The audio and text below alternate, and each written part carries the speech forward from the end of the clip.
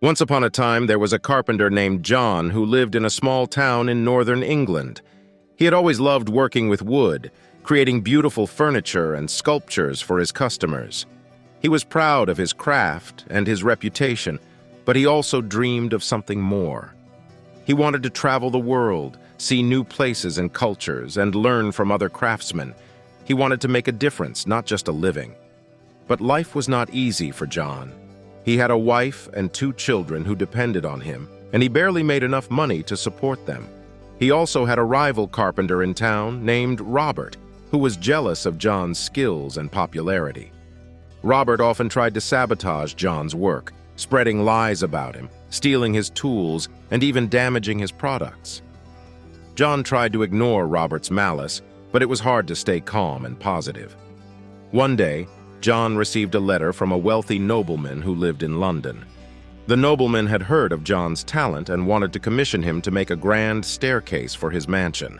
The letter offered John a generous payment and an opportunity to showcase his work in the capital. John was overjoyed and accepted the offer without hesitation. He packed his bags and left for London, leaving his family and his workshop behind. John arrived in London and was amazed by the sights and sounds of the city. He met the nobleman, who welcomed him warmly and showed him the mansion. The nobleman explained that he wanted a staircase that would impress his guests and reflect his status. He gave John full creative freedom and access to the finest materials. John was eager to start working on the project, which he considered the biggest challenge and opportunity of his life. John spent weeks designing and building the staircase, putting all his passion and skill into it.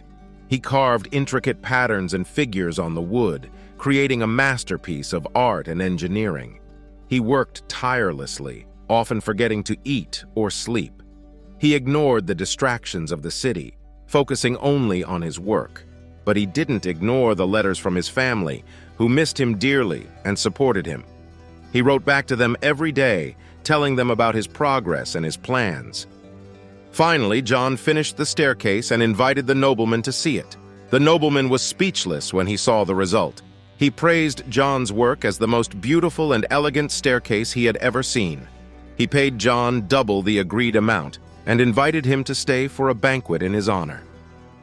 John felt a surge of joy and satisfaction. He had achieved his dream of creating something extraordinary. But as he looked at the staircase, he also felt a pang of gratitude. He realized that he had not sacrificed anything for his dream. He had balanced his work and his family, who loved him more than anything. He had kept his home, where he had grown up and learned his craft. He had stayed true to himself, who he really was, and what he really wanted. He decided to return to his family and celebrate with them.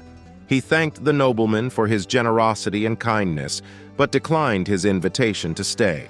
He packed his bags again and left for northern England, looking forward to seeing his loved ones.